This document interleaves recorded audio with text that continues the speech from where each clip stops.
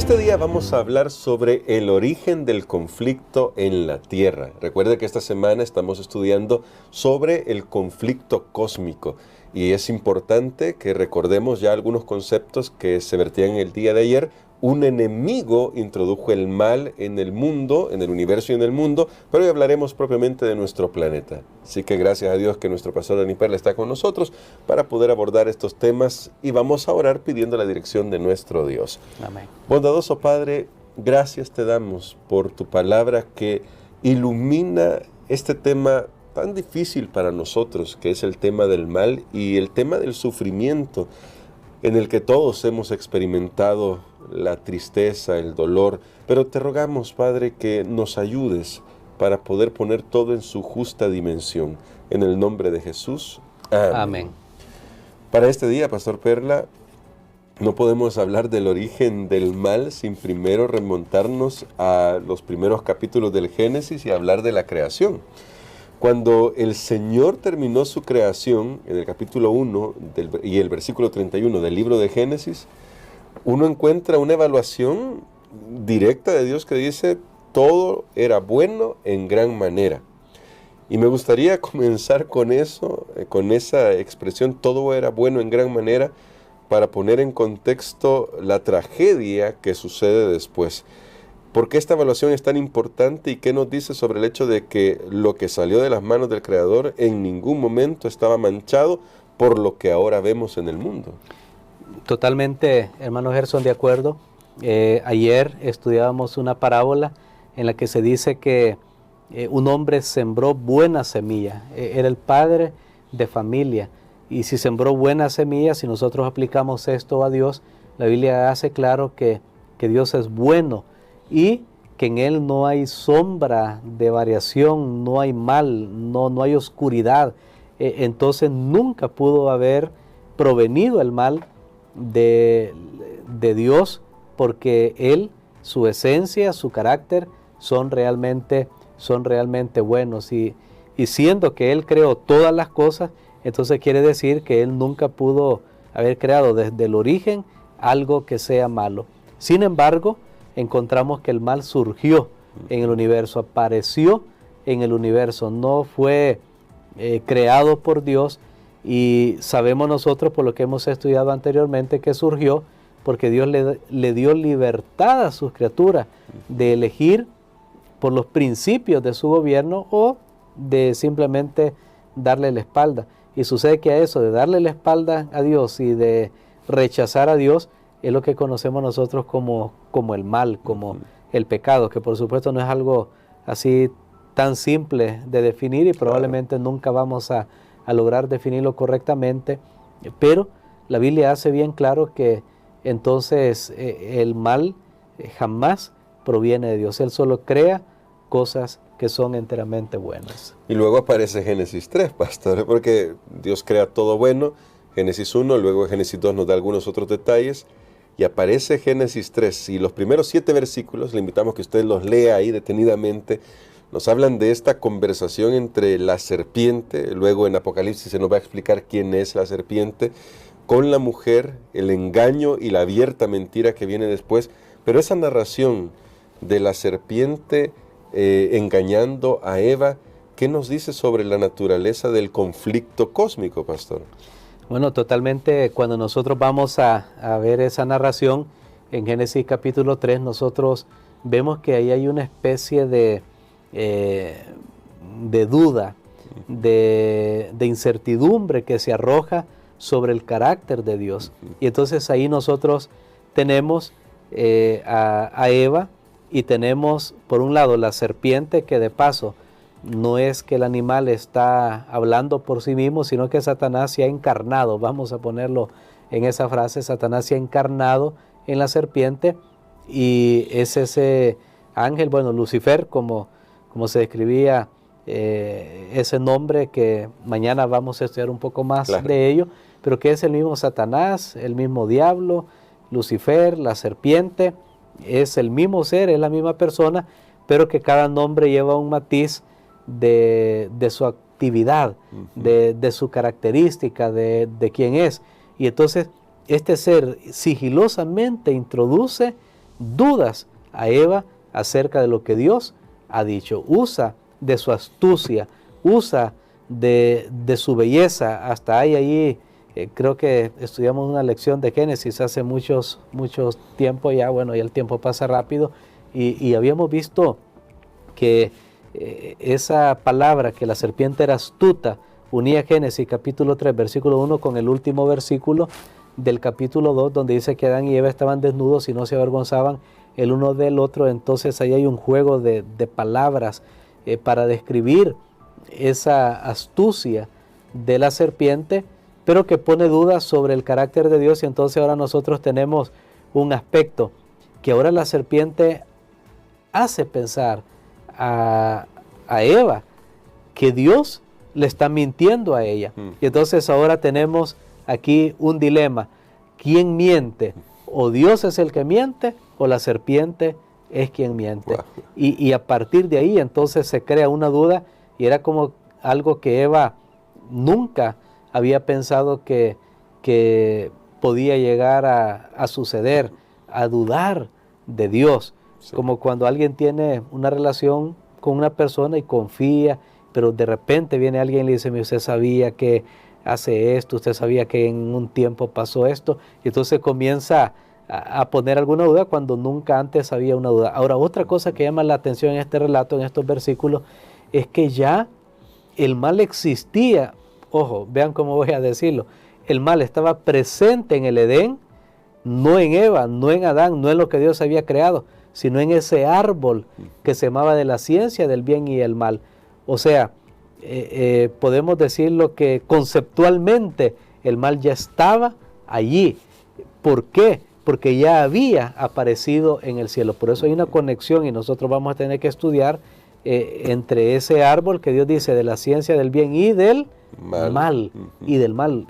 Conceptualmente el mal estaba ahí, no se había desarrollado, estaba restringido a ese árbol, porque evidentemente era algo que ya tenía un antecedente. Y que iba a servir para mostrarle también al universo que Dios había dotado a Adán y Eva de esa maravillosa cualidad que a veces abusamos de ella, que es la libertad. Pero, pastor, la libertad de elegir, el libre albedrío, pero en este punto, como se nota acá, y hay una declaración en la lección que me gusta mucho, al final entonces el conflicto en este punto que lo vemos tiene que ver con qué creo y a quién le creo, y cómo esto está a la base de lo que ya hemos dicho sobre el carácter de Dios, que es amor.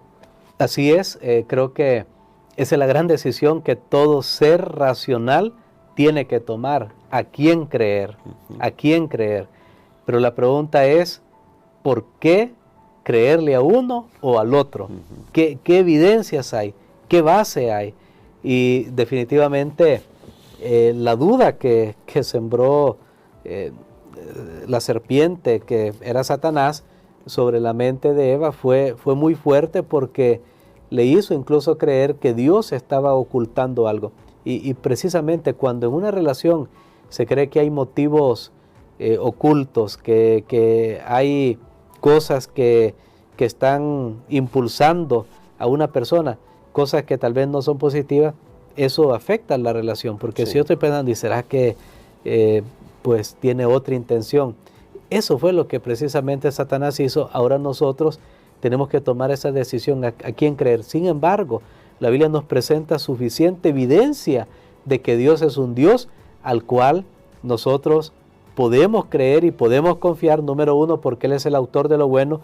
Número dos, porque Él dio la advertencia a nuestros primeros padres. Sí. Si Dios no les hubiera advertido y Eva hubiera caído, ella hubiera dicho: no, pero nadie me dijo, yo no sabía. ¿Cuántas veces a nosotros, porque no somos omnisapientes, no lo conocemos todo, y cuántas veces hemos hecho algo: yo no sabía que eso era de esa manera, no preguntamos, no pedimos información, pero no sabíamos? Sin embargo, en el caso de Eva, ellos ya sabían, porque Dios precisamente puso a Adán y su esposa a cuidar el huerto. Y esa palabra ¿cuidar de qué? Porque ya estaba por ahí el ser en quien el mal se había originado, ya estaba rondando por ahí, y de esa manera Dios dio la oportunidad para que nuestros primeros padres ejercieran su libertad de elección, Entonces Dios restringió el mal a ese árbol, a la presencia de ese árbol, donde hasta allí podía estar el enemigo para insinuar, para tratar de atacar a nuestros primeros padres, pero no podía andar libre por el Edén. Y nosotros podemos creer en Dios también por la manera como Él ha obrado, incluso después de que Adán y Eva infringieron la ley de Dios, no fueron destruidos, Sí. se les dio oportunidad y tampoco Dios los dejó abandonados. Él puso incluso enemistad, dice Génesis 3:15, es una de las promesas más maravillosas ahí en la escena del crimen. Sí. Pondré enemistad entre ti y la mujer, entre la serpiente y la mujer. Eso significaba que aunque el mal era una fuerza poderosa, no iba a ser irresistible. Dios iba a poner algo para incomodar a una persona que estaba yendo por el camino del mal. Por el contrario, todas las características de Lucifer, de Satanás, del diablo, bueno, Lucifer caído, porque Lucifer hacía referencia cuando estaba en una condición anterior, pero todas las características, lastimosamente, solo nos han mostrado que, como Jesús dijo, Él es el ladrón que solo viene, la única agenda que tiene es robar, destruir y matar. Y eso es tremendo, ¿no? Y pastor, ya que citó Génesis 3:15, me gustaría que pudiéramos terminar con cómo ese texto nos debería dar esperanza a nosotros sobre el tema del gran conflicto. Lamentablemente hay muchas personas que aún hoy tal vez no creen en el gran conflicto porque tal vez sienten que es un concepto quizás muy abstracto para ellos. Adán y Eva lo vivieron en carne propia de forma directa, pero Génesis 3:15 nos brinda esperanzas al futuro. ¿Cómo podemos mantener esa esperanza en la realidad de las luchas que tenemos? Gracias a Dios, como hemos mencionado, Dios proveyó una solución al problema que se había suscitado de la entrada del pecado en este mundo. Por supuesto, les advirtió también a nuestros primeros padres que el hecho de que ellos escogieron otro camino iba a traer consecuencias, pero que esas consecuencias no tenían que determinar su destino final. Ellos podían tener la esperanza de un redentor, de un descendiente que iba al final a pagar completamente el pecado de cada uno de ellos y de toda la humanidad. Esa es la esperanza que nos ofrece Amén. Génesis capítulo 3 y el versículo 15, que ha sido llamado, si usted ve esto en los círculos teológicos, ha sido llamado el protoevangelio, el primer evangelio. Es la buena nueva, la buena noticia, que hay un descendiente que ha venido, porque posteriormente la promesa de Dios incluyó que los vistió, ya que estaban desnudos, de túnicas de pieles. Tuvieron que morir, yo creo que no solo un animal, eran dos personas que habían pecado, la estatura inmensa que tenían ellos. No sé cuántos animales tuvieron que morir para Dios hacerle túnicas de pieles, pero eso era una referencia al futuro, a ese Cordero de Dios, como decía Juan el Bautista, que quita el pecado del mundo, que es Cristo Jesús. Y también recordar lo que ya mencioné anteriormente, que Dios iba a poner ahí algo para contrarrestar, poner enemistad, para que el mal no nos supiera algo totalmente agradable. Yo creo que una persona llega un momento, y eso se le llama tocar fondo, cuando está haciendo algo malo, por un momento disfruta, pero llega un momento que se aburre, que se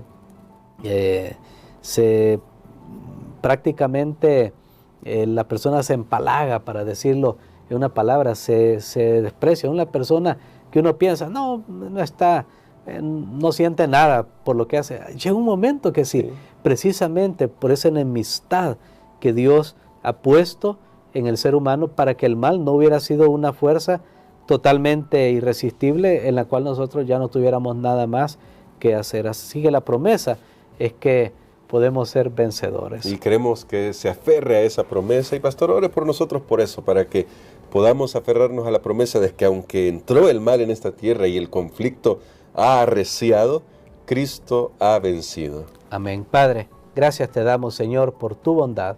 Gracias porque tú nos muestras que podemos confiar en ti. Hay dudas que han sido sembradas a lo largo del camino. Ayúdanos, Señor, para recoger siempre las cosas buenas de la fe. Lo pedimos en el nombre de Jesús. Amén. Amén.